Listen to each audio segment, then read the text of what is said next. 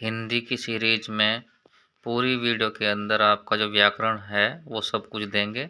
तो हम इसी बीच लेकर आए हैं वीडियो हिंदी व्याकरण का, जिसके अंदर आपका संधि, विलोम, पर्यायवाची, एक शब्द, मुहावरे, लोकोक्तियाँ सब कुछ एक ही वीडियो के अंदर मिलेगा। तो आइए हम शुरू करते हैं। आप देख रहे हैं math master YouTube channel Sandeep sir के साथ। आपके पास पहला प्रकरण है आपका हिंदी प्रकरण।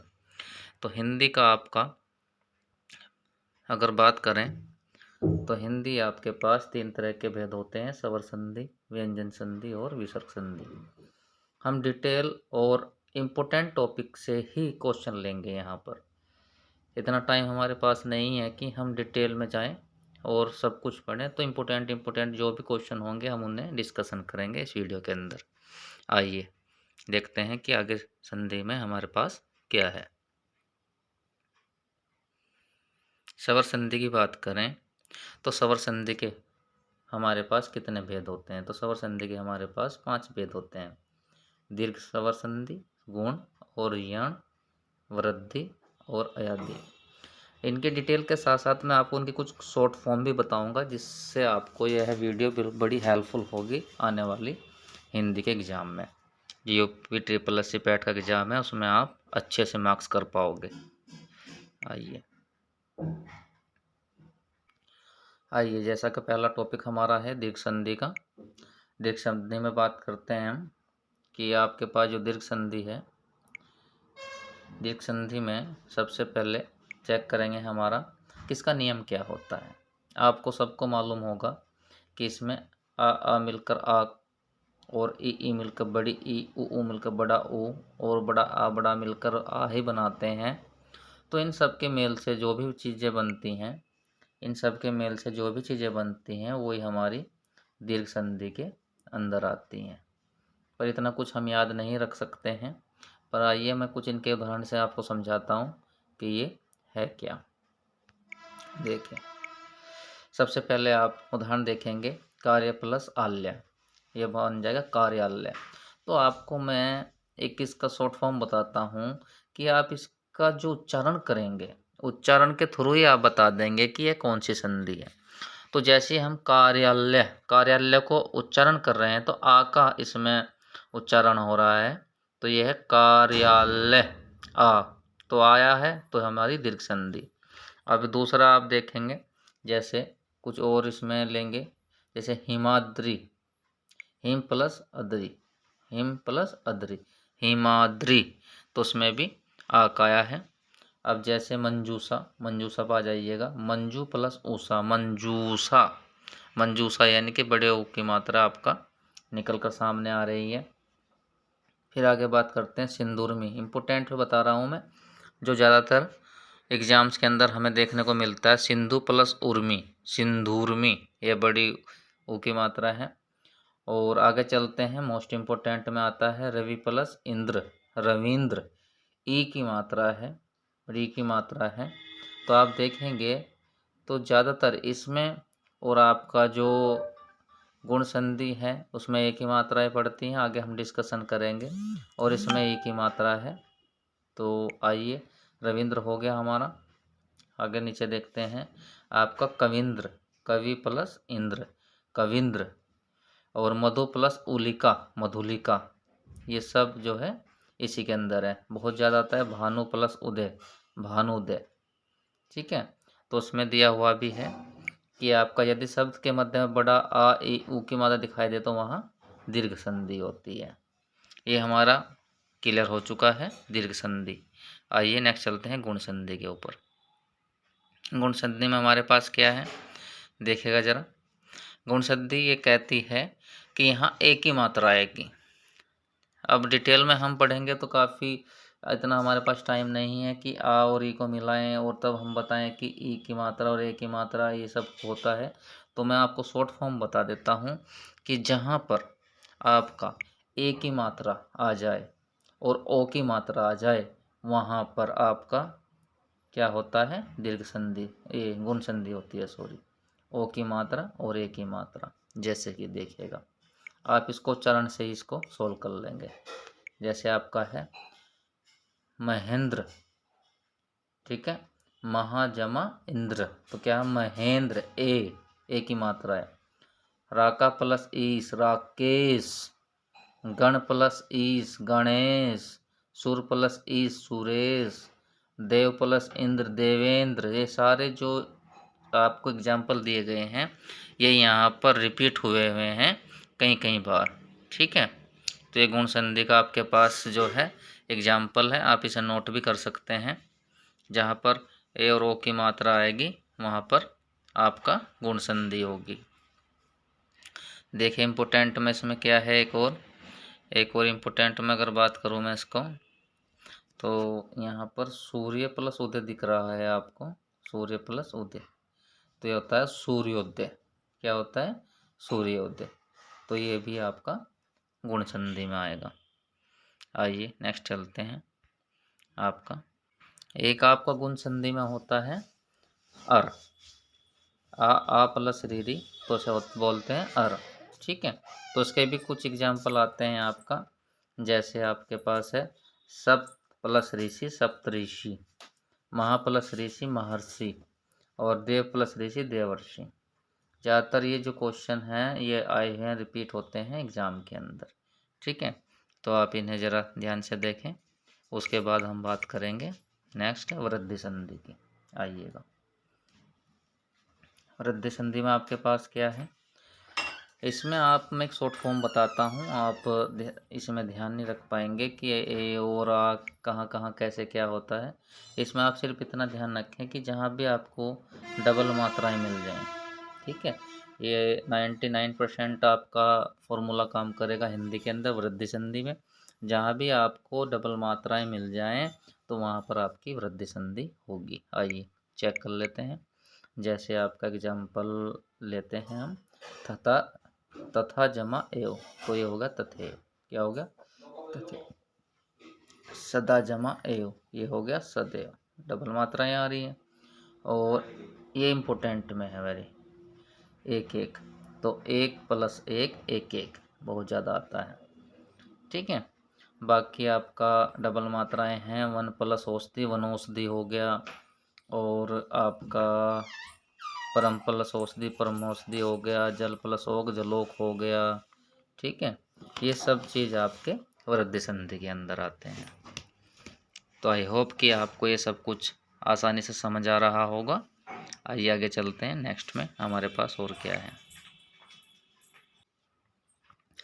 यण संधि की बात करते हैं, तो यण संधि में आपका मैंने जैसा कि बताया, आपके पास एक शॉर्ट फॉर्म है कि आपका वह जो होगा यह के ऊपर आएगा, इसके ये दोनों एक दूसरे के पास मिलेंगे, वह और यही चीज़ आपको एग्जाम हॉल के अंदर याद रहेगी। बाकी आप सब कुछ भूल जाते हैं, फॉर्मूला वहाँ याद नहीं रहता है। तो यही है, देखिए जैसे देवी प्लस अर्पण है, देव्य अर्पण हो गया है। ठीक है, तो इसी तरह से हम आगे याद रखेंगे नेक्स्ट में। ज़्यादातर केस के अंदर आपको मैंने बताया है कि हाफ अक्सर ही आएगा, आधा वह और आधा ये। ठीक है, जैसे आपका ये हो गया वध्यावग्न हो गया, और तनवंगी हो गया, वह के ऊपर और यह के ऊपर ही आपको मिलेगा। अत्यधिक हो गया, ठीक है, यह के ऊपर तय मिल गया, कहीं कहीं आपके यह के ऊपर वह मिलेगा। तो ये सब किस में आएंगे, आपका ये आएंगे यण संधि में।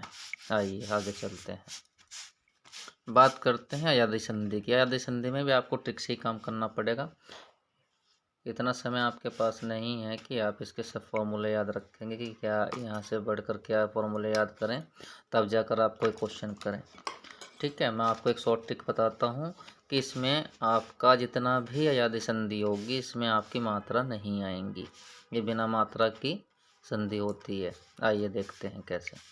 जैसे आपका ने प्लस अक नायक हो गया, इम्पोर्टेंट में हर बार आता है। गे प्लस अक गायक हो गया, और ने प्लस इका नायिका हो गई। ठीक है, और भो प्लस अन भवन हो गया। देख रहे हैं, ज़्यादातर जितने 99% मैंने बताया है कि ट्रिक काम करेगी। पो प्लस अन हवन हो गया। ठीक है, और हो प्लस अन हवन हो गया। ज़्यादातर ये हमारी ट्रिक 99% काम करती है। सही है, और आपको पता है 1% एक्सेप्शन भी होता है, अपवाद भी होता है। आप उसको इग्नोर कर दीजिएगा, लेकिन 99% हमारी ट्रिक ये आपके एग्ज़ाम में काम करेगी। तो अयादी संधि में आपको पता है कि बिना मात्रा की जो भी ज़्यादातर जो संधि होगी वो आपकी अयादी संधि होगी स्वर संधि के अंदर। आइए आगे देखते हैं। आइए बात करते हैं व्यंजन संधि की। देखिए व्यंजन और संधि में ज़्यादा अंतर नहीं है, बस आपको कुछ इसकी बातें कुछ याद रखनी पड़ेंगी, शॉर्ट ट्रिक। बाकी बहुत बड़ी संधि है व्यंजन संधि अपने आप में।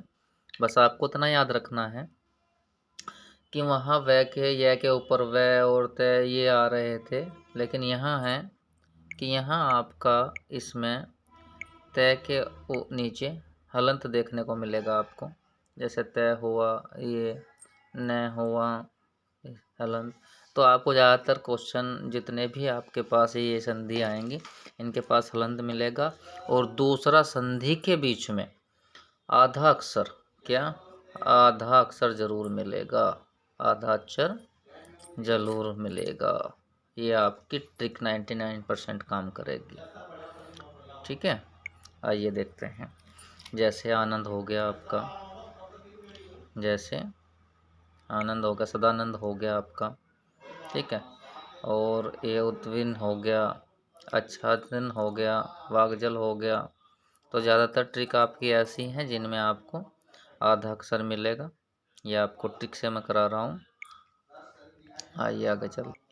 अब उसके बाद देखिएगा आप यहाँ पर देख रहे हैं आधा अक्षर, स्वच्छंद, विच्छेद, तरुच्छा, पितृच्छा, सब कुछ वही है जितना भी आपको देखेंगे। और ये देखिए हलंत है सन्नारी में, ठीक है, दिटनाथ में और वार्म्य में और जगन्नाथ में। ये सब कुछ ये देखिए आधा अक्षर मिल रहा है। तो यही ट्रिक आपके एग्जाम के अंदर काम करेगी। ठीक है, आई होप कि आपको ये समझ आ रहा होगा। आइए नेक्स्ट चल। जैसे कि मैंने आपको बताया है अभी कि आपको जितना भी देखिए ये मिल गया आपको। और आपका उज्जवल हो गया, और फिर आपका नीचे देख रहे होंगे आपका हलंत का यूज है उड़ियन में। और ये देख रहे टिटका में, और ये देखिए टिटिका में, सब कुछ हलंत का है। उच्छित, ठीक है, उच्छलोकन, सब कुछ वही है। 99% ट्रिक आपकी ये काम करेगी। ठीक है, बस आपको ये जो है ट्रिक याद करके जानी है एग्जाम हॉल के अंदर। आइए नेक्स्ट हमारा टॉपिक है विसर्ग संधि। विसर्ग संधि में आपको ज़्यादा कुछ याद करने की ज़रूरत नहीं है। आपको उसमें विसर्ग का साथ स्वर मिलेगा और उसका व्यंजन बन जाएगा। ये विशेष रूप से आपको याद रखना है बस। और जैसा कि इसमें दो ही बातें इम्पोर्टेंट हैं, ये है के आगे विसर्ग है प्लस घोष वर्ण हो तो ओ बन जाएगा। घोष सघोष आपने वर्णमाला में पढ़ रखे होंगे, बस इसे आप याद रखें। उसके बाद आपको मैं बताता हूँ ट्रिक के माध्यम से आप इसको याद रखेंगे। यस प्लस दा, यानी कि आप देखेंगे कि यशोदा ओ की मात्रा जरूर आ रही है, लेकिन जब इसका संधि विच्छेद करेंगे आप, तो आप जब तोड़ेंगे यस, तो आपको ऑटोमेटिक ही देखेगा कि ये कहीं ना कहीं विसर्ग का यूज हो रहा है, क्योंकि ये यस प्लस दा। कि ऐसा नहीं है जैसा कि आप गुण में देखा था, गुण संधि और इसमें समान मात्रा मिलती हैं, लेकिन इसका जो संधि विच्छेद है बहुत ही अलग तरीके से होता है। इसमें आपका बहुत ज़्यादा डिफरेंस है, आप कंफ्यूज मत होना। जैसे दूसरा आपका आया है मन प्लस हर या मनोहर। अब दो अक्षर से ओ की मात्रा कैसे निकल रही है आप देखेंगे। उसमें आ की मात्रा थी, इसलिए यह है ओ की मात्रा में परिवर्तित होता था वो ओ की, लेकिन इसमें आपका विसर्ग है जो मनोहर के रूप में प्रयोग हो रहा है। मन प्लस जय है मनोज के रूप में हो रहा है, और मन प्लस अनुकूलन, मन प्लस अभिलाषा मनोभिलाषा।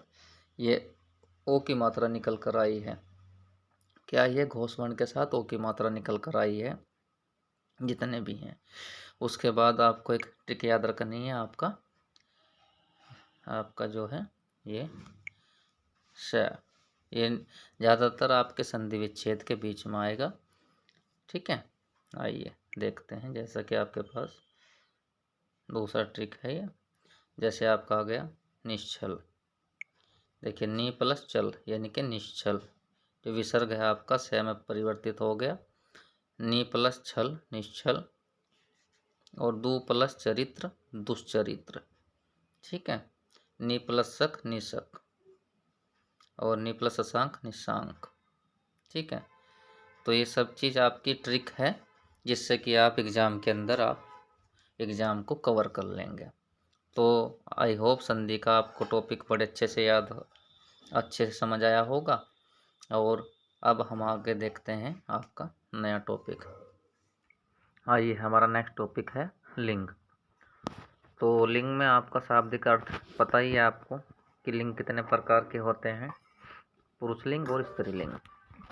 ये ज़्यादा बड़ा टॉपिक नहीं है, आपको उसमें सिर्फ यही पहचान करनी है। बस मैं थोड़ा सा आपको कुछ ओवरव्यू दे देता हूँ इसके ऊपर। नर और मादा का बोध होता है, एक पुल्लिंग होता है, एक स्त्रीलिंग होता है। जैसा पुल्लिंग में आपको पता है नर जाति का बोध होता है, और उसमें जैसे आदमी, मनुष्य, चीता, घोड़ा सब इसके अंदर आते हैं। बस आपको इसका एग्जाम्पल याद रखना है और कुछ नहीं है, और उसके साउंड याद रखने हैं कि किसकी साउंड किस में निकल रही है, स्त्रीलिंग में निकल रही है या पुरुषलिंग में निकल रही है। आइए देख लेते हैं। ये पुरुषलिंग के भेद हैं टोटल जितना भी है। जैसे पर्वतों के नाम, हिमालय, विंध्याचल, सतपुड़ा आदि। महीनों के नाम, जनवरी, फरवरी। और वारों के नाम, रविवार, सोमवार, शुक्रवार आदि। ग्रहों के नाम, बुध, शुक्र, मंगल। अपवाद हैं इसके अंदर, ये अपवाद आपको याद रखने हैं, मोस्टली इम्पोर्टेंट में है ये आपका अपवाद जो है इम्पोर्टेंट में है। यही एग्जाम के अंदर एग्जामिनर देता है। जैसे हमने बताया ग्रहों के नाम, अब ग्रह तो पृथ्वी भी है, ठीक है, स्त्रीलिंग होता है, तो इसलिए यह एक अपवाद है पृथ्वी। पढ़ने से ही पता चल जाएगा पृथ्वी एक स्त्री जाति का बोध कर रहा है। उसके बाद महासागर है, महासागर के नाम प्रशांत महासागर, लाल सागर, भूषम महामध्य सागर, सब कुछ। देशों के नाम भारत, अमेरिका, रूस, नेपाल। अपवाद देखेगा, अपवाद आपको ज़्यादातर आपको अपवाद ही याद रखने हैं। जैसे श्रीलंका, लंका, तो लंका के नाम से याद रखेंगे आप कि एक स्त्री बोध होता है। उसके बाद आपका धातुओं के नाम है सोना, लोहा, पीतल। अपवाद है चांदी, मोस्ट इम्पोर्टेंट में है, चांदी जो है एक स्त्रीलिंग है। आइए नेक्स्ट देखते हैं आपका मूल्यवान धातु, पत्थर, नीला, पन्ना। और मणि जो है वो क्या है, स्त्रीलिंग है। ठीक है, आगे देखते हैं। आपके शरीर के अंगों के नाम, हाथ, पैर, नाक आदि। अपवाद है जिह्वा आपकी स्त्रीलिंग होती है। देवताओं के नाम, विष्णु, कृष्ण, राम आदि। अनाजों के नाम, बाजरा, गेहूं, चना आदि। अपवाद है जवार, मेथी जो है स्त्रीलिंग है। जवार मोस्ट इम्पोर्टेंट है, इसमें बहुत बार आता है। पेय पदार्थ जितने भी हैं, दूध, घी, पानी, छाछ को छोड़कर, छाछ एक स्त्रीलिंग है। मैंने बताया कि आपको स्त्रीलिंग ही ज़्यादातर याद रखना है कि स्त्रीलिंग में क्या आता है। आइए आगे वृक्षों के नाम, नीम, खेजड़ा आदि। और इमली, चमेली, छुई मुही, मेहंदी, ये सारी क्या है, स्त्रीलिंग है। आइए अब देखते हैं आपकी वर्णमाला। स्वर और व्यंजन सब कुछ क्या है, ये पुरुषलिंग है, लेकिन अपवाद है छोटी, बड़ी, रीरी जो है सब क्या है, तीन जो है स्त्रीलिंग है।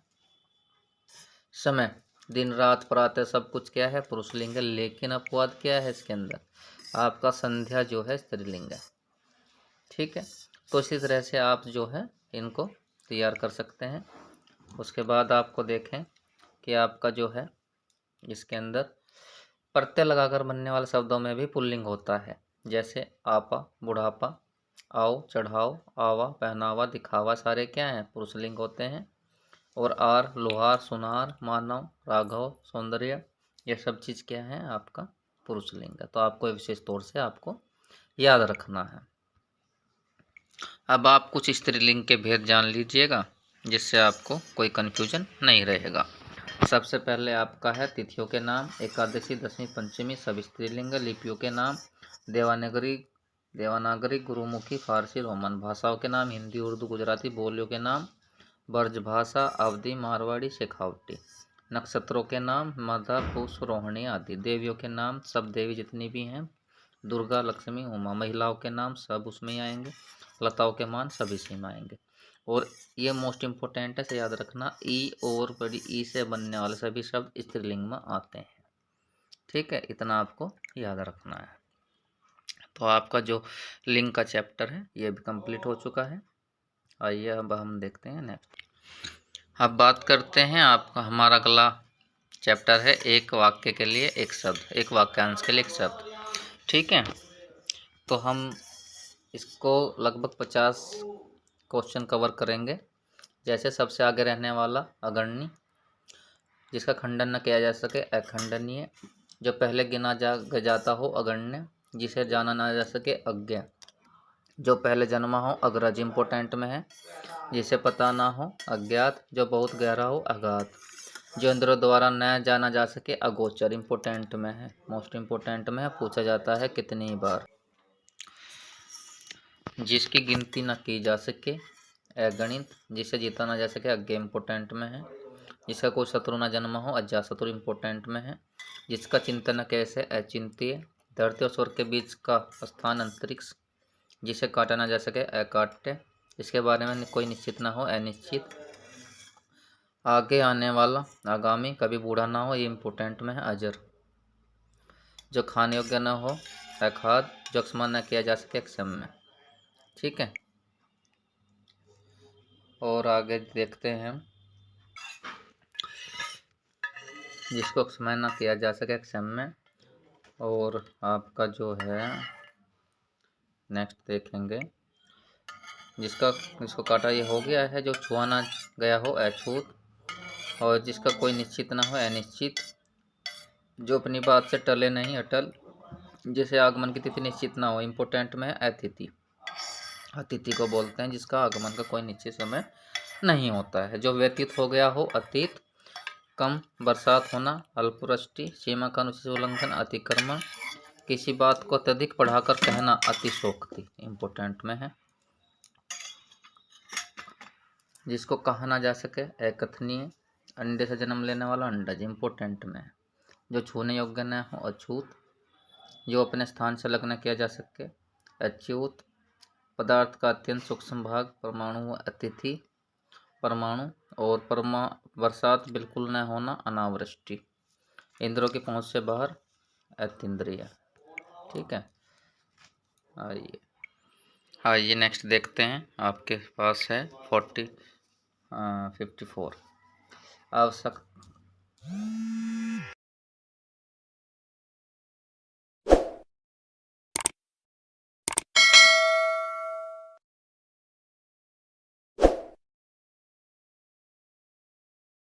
ग्रामर में हमने पढ़ लिया था एक वाक्यांश के लिए एक शब्द। अब उसके बाद पढ़ेंगे हम विलोम शब्द। आइए इसी कड़ी में विलोम शब्द, कुछ इम्पोर्टेंट विलोम शब्द देखेंगे। जैसे अग अनग, जैसे अग और अनग, अत और इत इम्पोर्टेंट में है, कई बार आ चुका है, और जो इम्पोर्टेंट है वही मैं आपको ज़्यादातर कराऊंगा, और जो लगता है कि बच्चे कंफ्यूज हो जाते हैं उसके अंदर एग्जामिनर भी वही क्वेश्चन पूछता है। जैसे आपका हो गया अभिग, अनभिग हो गया, इसमें से आपको अल्प, अल्प का बहुत ज़्यादा पूछता है, अल्प का अति भी है, महा भी है, बहु भी है और प्रचुर भी है विलोम शब्द। और अग्र पूछता है, अग्र का पश्चय, और अनुकूल पूछता है, अनुकूल का प्रतिकूल है। और उसके बाद आप देखेंगे अवतल पूछ लेता है, उत्तल, अर्थ पूछ लेता है, अनर्थ, और इसका पूछ लेता है अनुयायी विरोधी। ठीक है, तो हम सब कुछ ना पढ़ने के साथ साथ हम वो इम्पोर्टेंट क्वेश्चन करेंगे जो एग्ज़ाम में आने लायक हैं और समय की बचत करेंगे। आप वीडियो को लाइक करते रहें, सब्सक्राइब करते रहें चैनल को, और अपने दोस्तों में शेयर भी करें ताकि और तुम्हारे दोस्तों का भी इस वीडियो को देखकर फ़ायदा हो। चलिए आगे देखते हैं और क्या है हमारे पास। आइए देखते हैं, इसमें साथ में हमारे पास है, देखिएगा, जैसे कीर्ति अपकीर्ति है, और इसमें आपका कृत्रिम है और ये प्राकृत हो जाएगा, और खगोल का भूगोल हो जाता है, ख्यात का कुख्यात हो जाता है, इम्पोर्टेंट में है, क्रय विक्रय हो जाएगा, कुलीन अकुलीन हो जाएगा, कुपुत सुपुत हो जाएगा। और इसका आपके कामपुरुष, कापुरुष है, नरुपुरुष है। और इसमें कर्तग इम्पोर्टेंट में बहुत बार रिपीट हुआ है, कर्तक का हो जाएगा कर्तघ्न। ठीक है। और इसमें मुझे इतना इम्पोर्टेंट दिखाई नहीं दे रहा है, एक क्रूप का हो जाएगा सुंदर। ठीक है दोस्तों, आइए आगे चलते हैं। आगे हमारे पास और क्या है देखिए।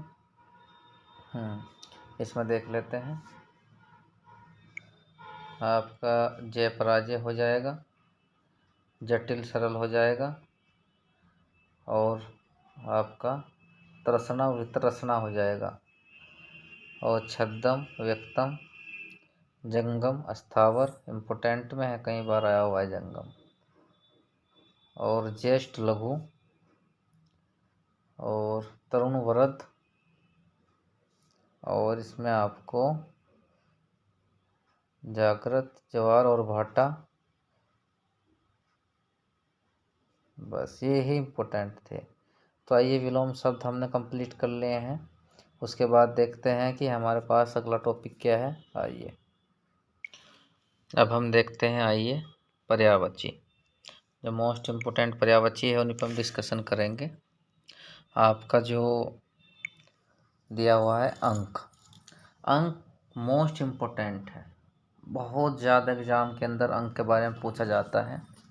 अंक का गोद भी होता है, कोड होता है, पार्श्व होता है, संख्या होती है, गिनती होती है, आंकड़ा होता है।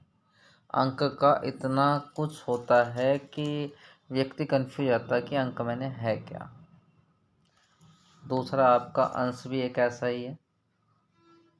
पक्ष, आपका पक्ष हो गया, हिस्सा हो गया, अंग हो गया, और अवयव हो गया, भाग हो गया, शरीर हो गया, सहायक हो गया, ये सब कुछ अंश के ही पर्यायवाची हैं। अंधकार भी इम्पोर्टेंट में है। तम हो गया, तिमिर हो गया, अंधेरा हो गया, अंधियारा, तमाश, तमिस्त्र, तमस। तमस आजकल बहुत ज़्यादा आ रहा है, तम, तिमिर और तमस। उसके बाद अंग की बात करिए, अंग क्या होता है। अंग के पर्यायवाची भाग हो गया, अंश हो गया, हिस्सा, गोत्र, पक्ष, ज़्यादातर इम्पोर्टेंट इसी के अंदर है। आइए नेक्स्ट देखते हैं हमारे पास क्या है।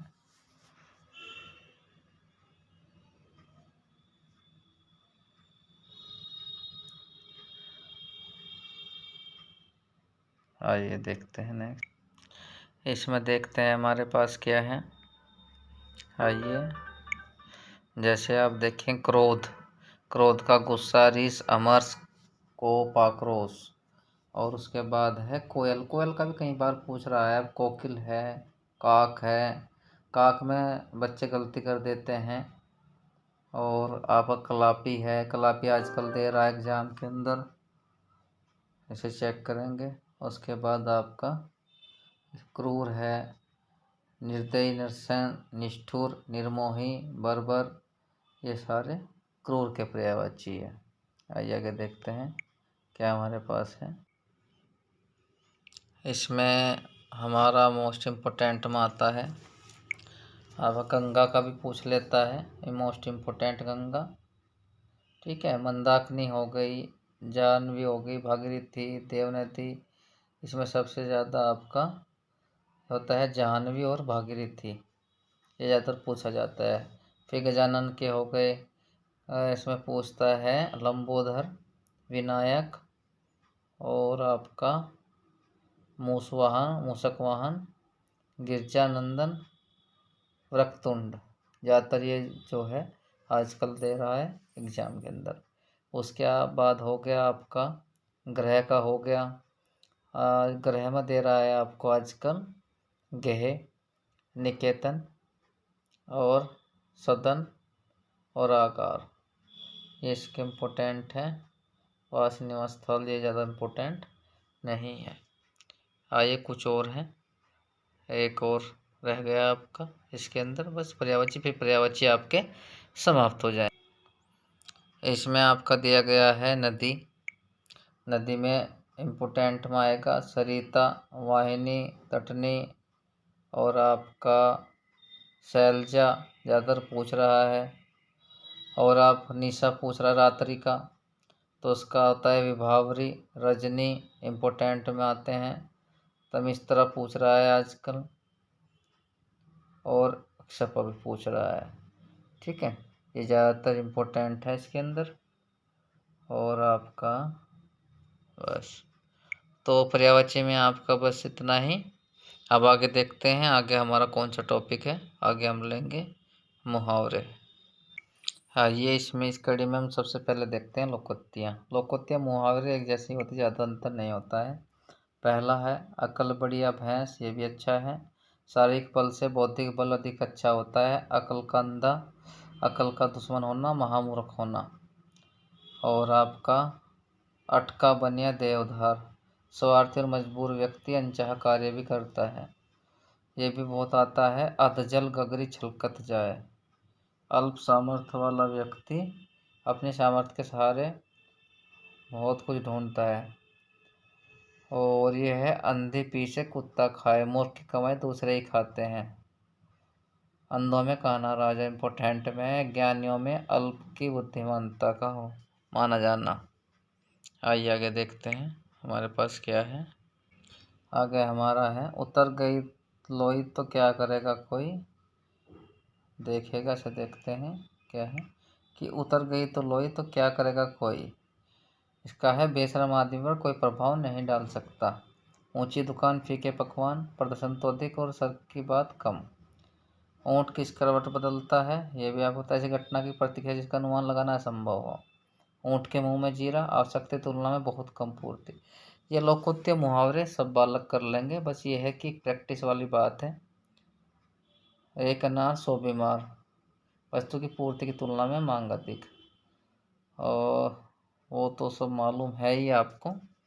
चलिए लोकोक्तियाँ हमारी इतनी ही हैं। अब हम देखेंगे मुहावरे। क्या देखेंगे? मुहावरे। आ जाइएगा। मुहावरों में देखते हैं पहला हमारे पास क्या है। पहला हमारे पास है अंक भरना। क्या है? अंक भरना, यानी कि इसका मतलब है बहुत स्नेह से मिलना। दूसरा हमारे पास है अंडे सेना। अंडे सेने का मतलब है घर में ही बैठे रहना, निठल्ले बैठे रहना।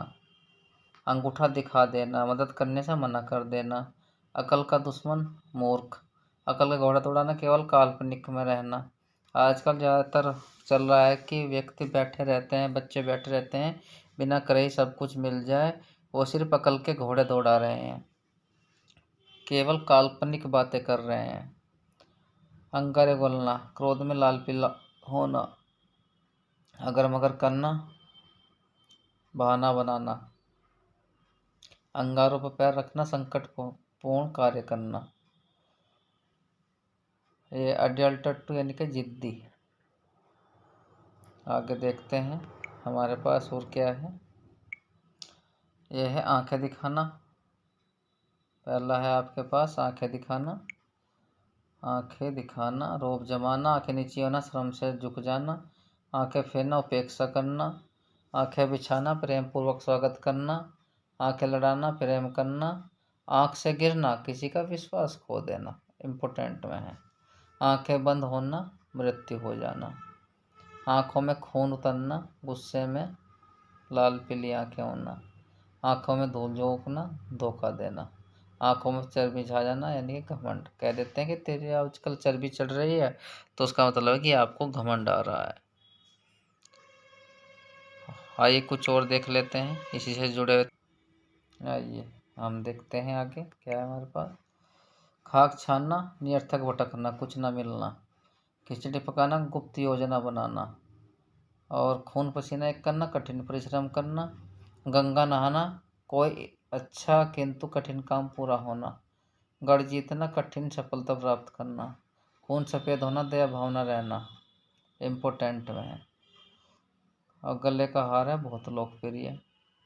गड़े मुर्दे उखाड़ना होता है कि मसलों पर फिर से बात उठाना। कोई बात ऐसी है विवादास्पद है तो उसको फिर से जागृत करना। तो ये आपके जितने भी इम्पोर्टेंट वो थे कि मुहावरे, वो हमने कवर कराए हैं, लोकोक्तियाँ कवर कराई हैं। अब हम देखते हैं और अब बाकी हमारा क्या रह गया है। आइए, हमारा जो ग्रामर का व्याकरण का हिंदी व्याकरण का टॉपिक है वो कंप्लीट हो चुका है। अगर फिर भी आपको लगता है कि कुछ पढ़ाने बिना रह गया हो तो आप मुझे कमेंट करें, बताएं आपको वीडियो कैसा लगा है, और वीडियो को लाइक करें, कमेंट करें, सब्सक्राइब करें, दोस्तों में शेयर करें। ठीक है, आप देख रहे हैं संदीप सर के साथ YouTube channel math master. Thank you so much. जल्दी मिलते हैं नेक्स्ट वीडियो में।